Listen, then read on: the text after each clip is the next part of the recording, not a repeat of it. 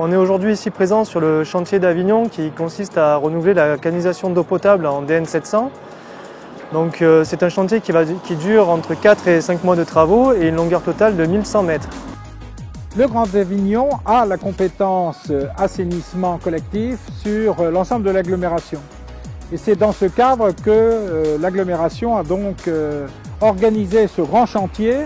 C'est un chantier long de 10 km qui va depuis le champ captant de la Seignonne jusqu'à l'un des deux réservoirs qui approvisionnent Avignon en eau. C'est le Rocher des Dons. Ces 10 km ont été construits il y a 75 ans. Ils sont donc dans une situation qui est techniquement un peu compliquée. Il y a eu souvent de la casse, donc il a été nécessaire de refaire toute cette canalisation. Et il faut savoir que le réservoir des Dons dessert 90 000 habitants sur Avignon.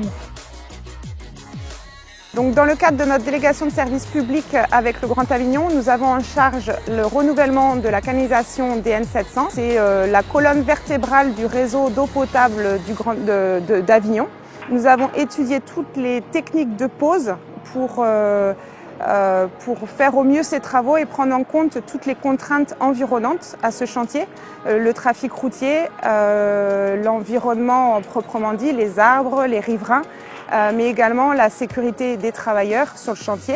Il y a eu une phase très importante de communication auprès des Avignonnais pour leur parler de ces travaux. Le chantier avance bien.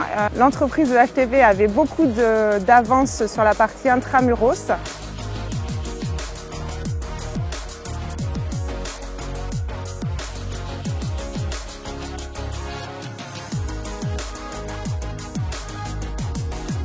Donc on retrouve trois principales phases sur ce chantier. La première phase, c'est l'intramuros, donc qui est à l'intérieur des remparts qu'on peut voir derrière moi. Donc le but a été de renouveler 600 mètres de canalisation en lieu et place. Donc la particularité de cette phase, c'était les rues assez étroites, donc on est dans le centre ancien d'Avignon, et le nombre de réseaux existants.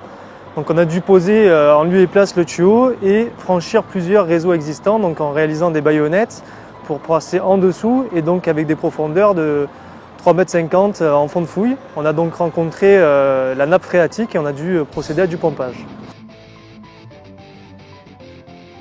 La deuxième phase du chantier, la plus sensible, c'est la phase qui concerne l'extramuros. Donc on a environ 400 mètres linéaires de réseau à poser sur une voie rapide, une 2x2 voies. Donc pour répondre aux contraintes de circulation et limiter la gêne occasionnée, on a réduit cette section à 2 fois une voie et on a dû réaliser le chantier en 3 semaines. On s'est organisé en 3 x 8, c'est-à-dire des travaux jour et nuit sans interruption. Le but est d'aller le plus vite possible.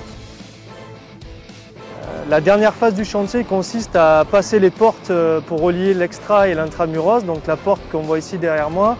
Donc le but est de réaliser les raccordements des deux ouvrages, donc 2 gros raccordements en une journée, pour limiter les coupures d'eau pour les usagers.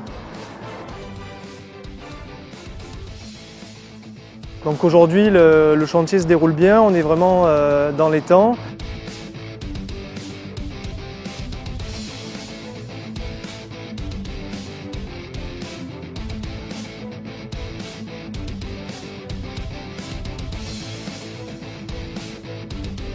Je tiens à remercier toutes nos équipes travaux, surtout pour avoir travaillé jour et nuit pendant 3 semaines sans interruption. Je tiens vraiment à les féliciter.